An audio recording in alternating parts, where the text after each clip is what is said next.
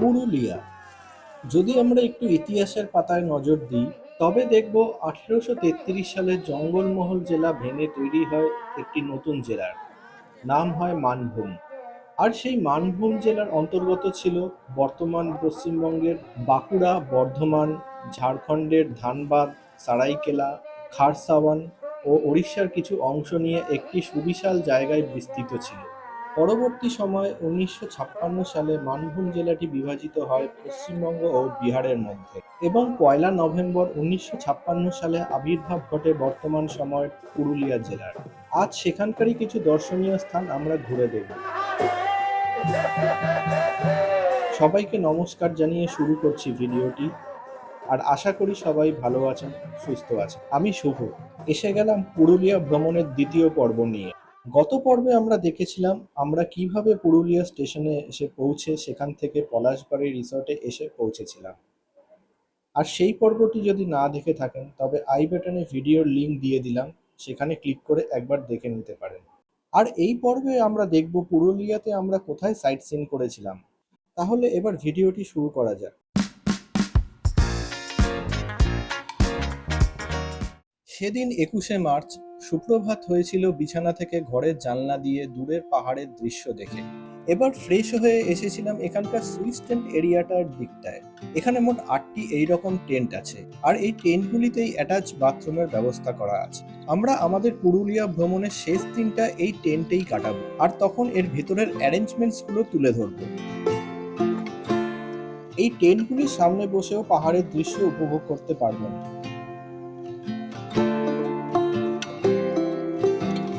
আসলে 3 দিনের মধ্যে প্রথম 2 দিনই কটেজগুলি অ্যাভেলেবেল ছিল, আর শেষ দিনটা রুমগুলির বুকিং ফুল ছিল, তাই আমাদের এই টেন্টে শিফট হতে হয়েছিল। ওইদিকে 5টা আর এখানে 3টে মিলিয়ে মোট 8টা কটেজ আছে। আর এখানে রিসর্ট কর্তৃপক্ষকে বললে ওনারা ক্যাম্পিং টেন্টেরও ব্যবস্থা করে দিতে পারেন। এখানে দেখলাম পলাশ ফুলের পাশাপাশি আকন্দ ফুলেরও খুব ভালো ফলন হয়েছে। এইখানকার ওয়ালটিতে সাঁওতালি নৃত্যের খুব সুন্দর একটি দৃশ্য পেন্টিং এর মাধ্যমে ফুটিয়ে তোলা হয়েছে। যারা টেন্টে থাকবেন তাদের 2টি কমন ওয়াশরুমের ব্যবস্থা করা আছে। এইবার ওয়াশরুমগুলো একবার চটজলদি দেখে নেওয়া যাক। এইখানটায় একটা ওয়াশ বেসিন, স্নানঘর ও ল্যাট্রিন 2টি আলাদা কক্ষে বিভক্ত করা আছে। এর পাশে সেম স্ট্রাকচারের আরেকটি ওয়াশরুম আছে।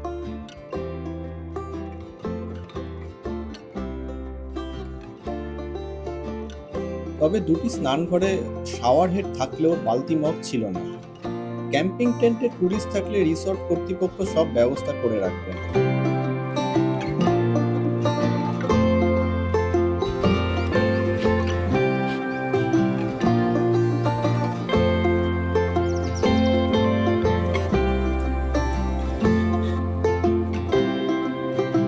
রিসর্টের এই পাশে আছে ডরমেটরি রুম।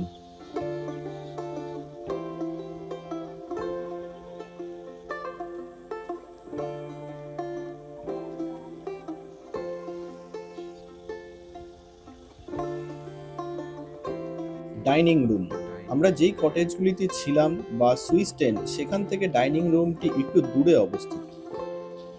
এবার সবাই রেডি হয়ে বেরিয়ে পড়লাম সাইট সিনের উদ্দেশ্যে।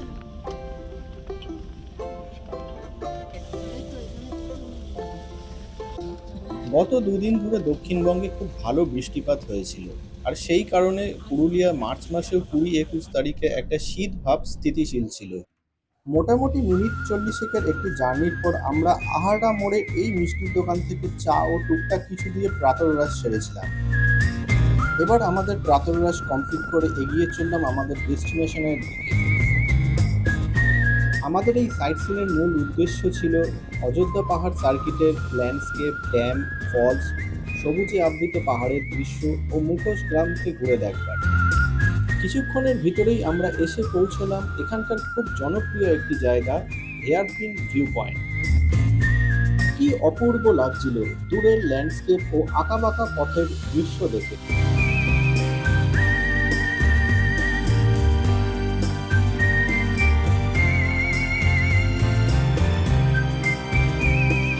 এর সামনেটায় দাঁড়িয়ে আমাদের ফটো সেশনের পর্ব চলল।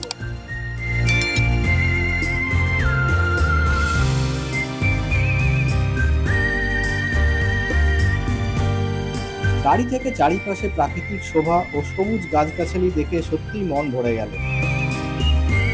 এক পশলা বৃষ্টি হওয়ার ফলে গাছগুলোর পাতায় সবুজের আমেজকে আরো দ্বিগুণ করে দিয়েছিল। একবার দেখুন তো চারিপাশটা, কি অপূর্ব লাগছে তাই না? বৃষ্টিটা যেন সেই ভালো লাগাটা আরো শতগুণ বাড়িয়ে দিয়েছে।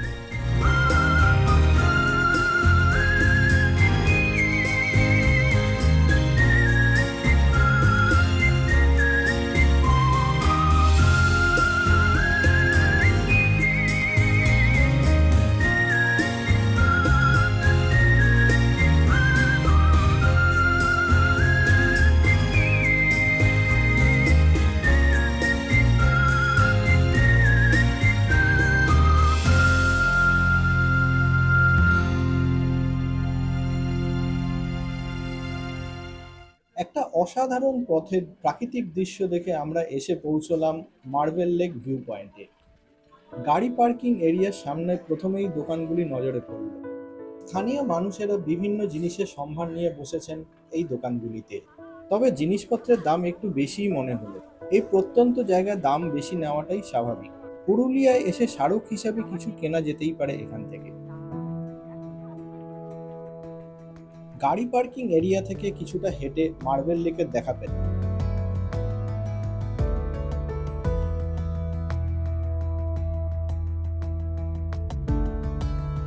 সামনে এসে দেখি তারের ফেন্সিং করা আর তার মাঝখানে একটি গেট, আর তাতে তালা ঝুলছে। কিন্তু আমাদের ঘুরতে আসা উড়ন্ত মন খুঁজে পেল ওই বেড়াজালের পাশেই একটি গুপ্ত পথ, আর তার মধ্যে দিয়েই গলে গেলাম আমরা।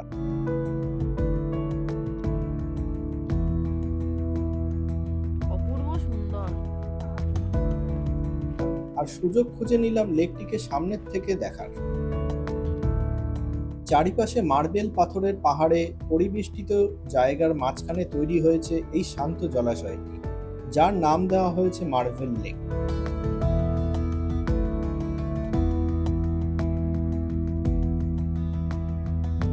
দূরের চারিপাশের পাহাড়ি ঢালগুলোয় শাল গাছের জঙ্গলে সজ্জিত ছিল। অযোধ্যা হিলটপ থেকে বামনি ফলস যাওয়ার পথে ডান দিকে কিছুটা গেলেই পাহাড়ের কোলে এই জলাশয়। অযোধ্যা সার্কিটের অন্তর্গত এই মার্বেল লেক ট্যুরিস্টদের কাছে অত্যন্ত জনপ্রিয় একটি দর্শনীয় স্থান।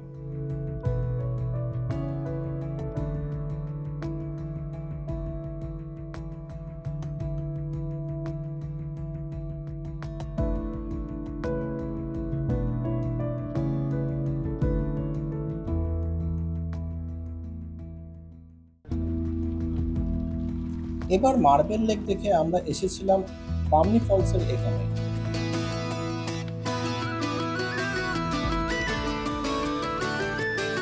আমাদের ড্রাইভার দাদা বললেন মোটামুটি 600 সিঁড়ি অতিক্রম করে যেতে হবে মূল জলপ্রপাত এরিয়াতে।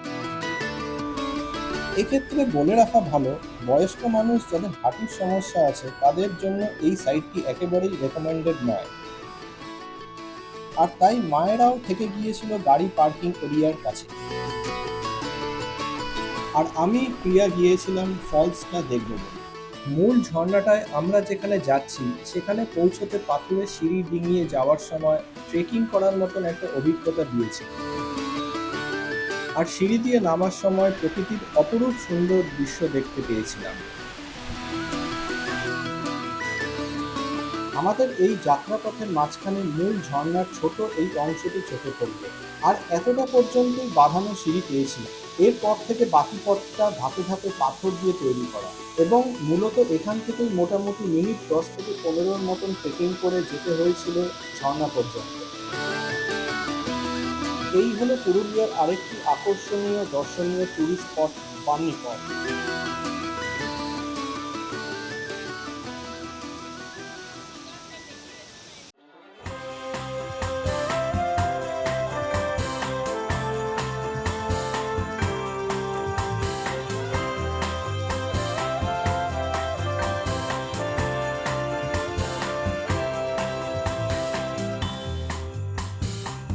ফলস দেখে এবার আমরা ফিরে চললাম। আর এই হলো সেই পাথরের রাস্তা। ড্রাইভার দাদার কথা মতন মোট সিঁড়ির সংখ্যা 500 না 600 সেই গুনতিতে আমরা যাইনি।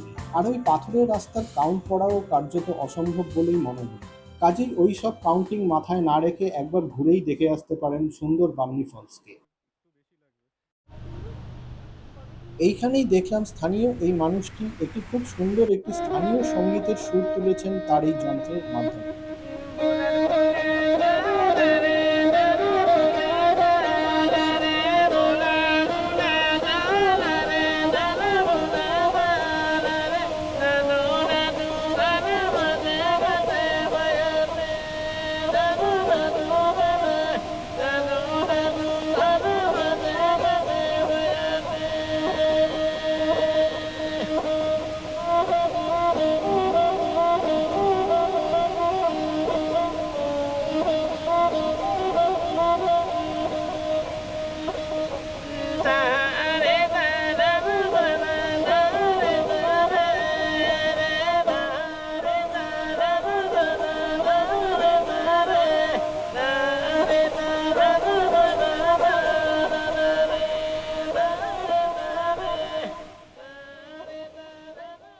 ঘড়িতে তখন 4টের কাঁটা ছুঁই ছুঁই। ভরপুর খিদে পেটে ড্রাইভার দাদা আমাদের নিয়ে এলেন চরিটা গ্রামের নিকটবর্তী এই হোটেলটিতে। সম্পূর্ণ গ্রাম্য পরিবেশের ভিতরে ও একদম আড়ম্বরবিহীন এই হোটেলটিতে অনেক টুরিস্টরাই আসছেন লাঞ্চ করতে।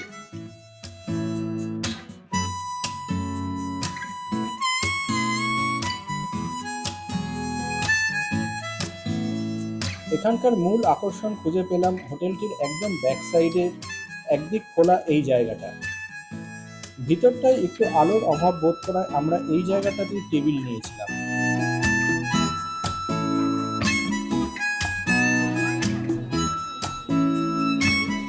দূরের পাহাড়ের দৃশ্য দেখতে দেখতে আর অর্ডার দেওয়া মাটন থালি ও এগ থালি দিয়ে সেরেছিলাম আমাদের লাঞ্চ পর্ব। খাবারের মান ভালো ছিল আর মাটনটা সত্যি সব থেকে বেশি ভালো লেগেছিল। খাওয়া দাওয়ার পর্ব মিটিয়ে আমরা রওনা দিয়েছিলাম চরিটা গ্রাম বা মুখোশ গ্রামের উদ্দেশ্যে।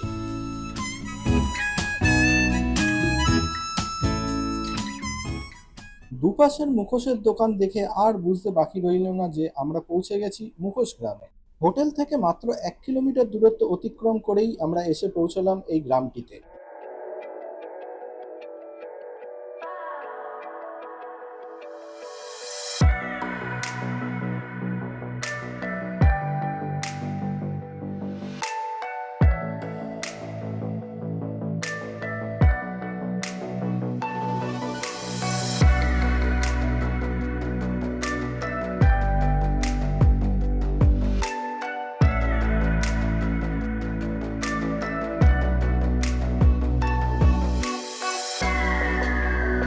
পুরুলিয়া জেলা ও অযোধ্যা সার্কিটের অন্তর্গত পাহাড় ও জঙ্গলে বেষ্টিত এই গ্রামটিই হলো মূল কেন্দ্র, যেখানে বিখ্যাত ছৌ নৃত্যের মূল উপকরণ মুখোশ ও পোশাক তৈরির কাজ হয়। আর এটাই হলো এখানকার অর্থসামাজিক ভিত তৈরি করার প্রধান হাতিয়ার। এখানকার অধিকাংশ গ্রামবাসীরাই এই শিল্পের সাথে যুক্ত। আর এনাদের মধ্যে যারা এই কাজের সাথে যুক্ত তারা হলেন সূত্রধর সম্প্রদায়ের অন্তর্গত। এখানকার অনেক গুণী ব্যক্তিরা যারা এই শিল্পকে জেলা তথা রাজ্য ও দেশীয় স্তর অতিক্রম করে আন্তর্জাতিক পর্যায়ে তুলে ধরেছে। তাদের মধ্যে অন্যতম হলেন গম্ভীর সিং মোড়া, যিনি পদ্মশ্রী সম্মানে ভূষিত হয়েছিলেন। শ্রীকৃষ্ণের এই মুখোশটি আমি কিনেছিলাম আর বাড়ি ফিরে মুখোশটিকে এইভাবে ফ্রেমে সাজিয়েছি। কেমন হয়েছে প্লিজ কমেন্টে জানাবেন।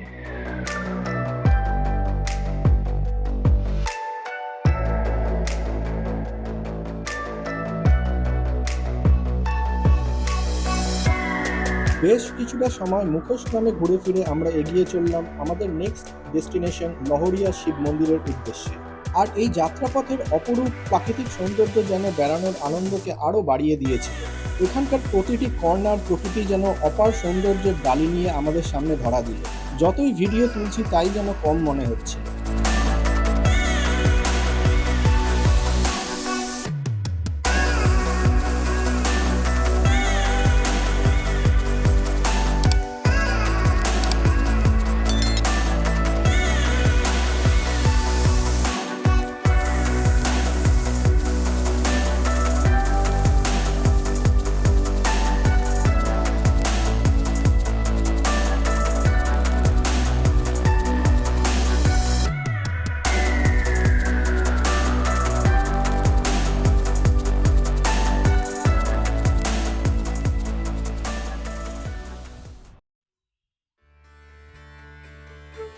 লহরিয়া শুধু প্রাকৃতিক সৌন্দর্যের জায়গাই নয়, এর কিছু ঐতিহাসিক গুরুত্বও আছে।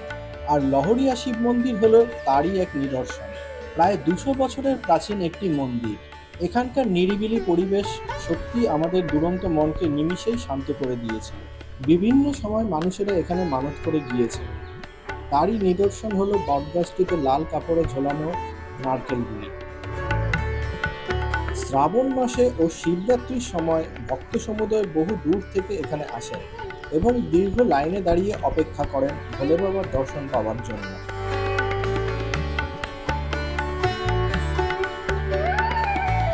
আর এই হলো এখানকার খুব জাগ্রত দেবাতিদেব মহাদেবের মন্দির, লহরিয়া শিব মন্দির।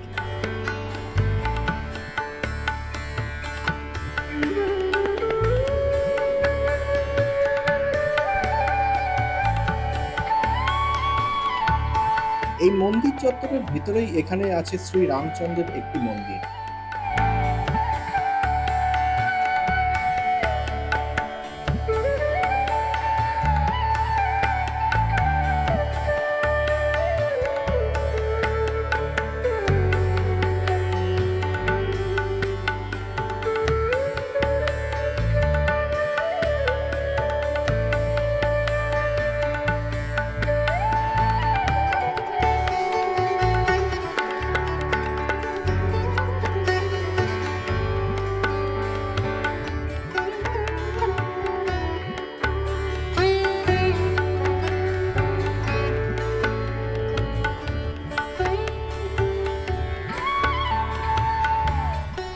মন্দির চত্বরের বাইরেটায় বিভিন্ন জিনিসের সম্ভারে পরিপূর্ণ স্টলগুলি ১২ মাসই এখানে দেখতে পাবেন।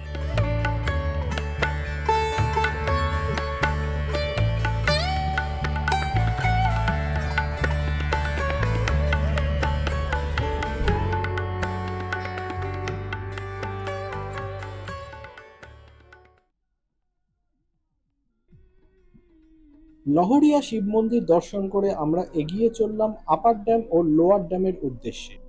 এখানে আনতে দিকে দেখেন লোয়ার ড্যাম দেখা হয়ে গেল নাকি নামবেন তাহলে দাঁড়াও আর এই যাত্রাপথের মাঝেই পাহাড়ের উচ্চতা থেকে দেখে নিলাম লোয়ার ড্যাম।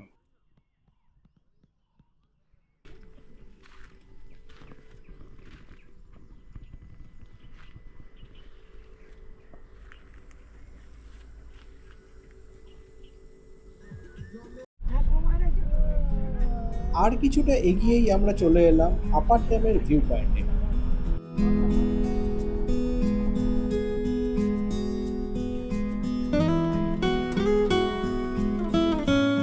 এই ঘন সবুজ অরণ্যের সোজাসুজি লোয়ার ড্যাম অবস্থিত। আর এই হলো আপার ড্যাম।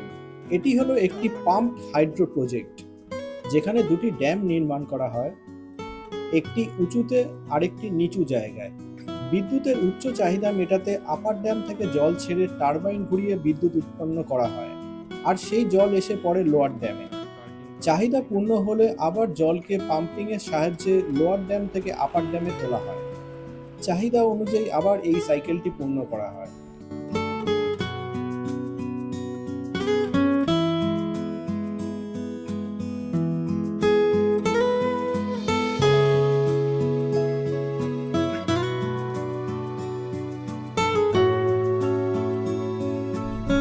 সবাইকে নিয়ে এই কটি সাইট সিন কমপ্লিট করতেই ফুরিয়ে গেল দিনের আলো। তাই ফিরে চললাম রিসর্টের দিকে। এবার রিসর্টে ফিরে চলে এলাম ডাইনিং এরিয়াতে।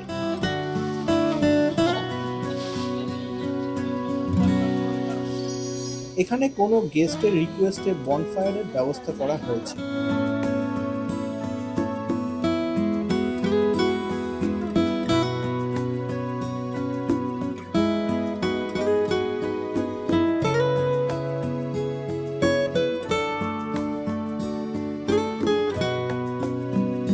এবার চা ও অনিয়ন পকোড়া দিয়ে সেরেছিলাম আমাদের সেদিনকার টিফিন পর্ব।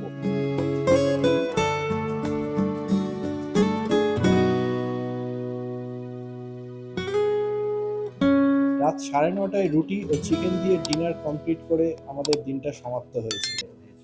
আর এর সাথেই সমাপ্ত করলাম এই ভিডিওটি। আবার দেখা হবে নেক্সট ভিডিওতে। ধন্যবাদ।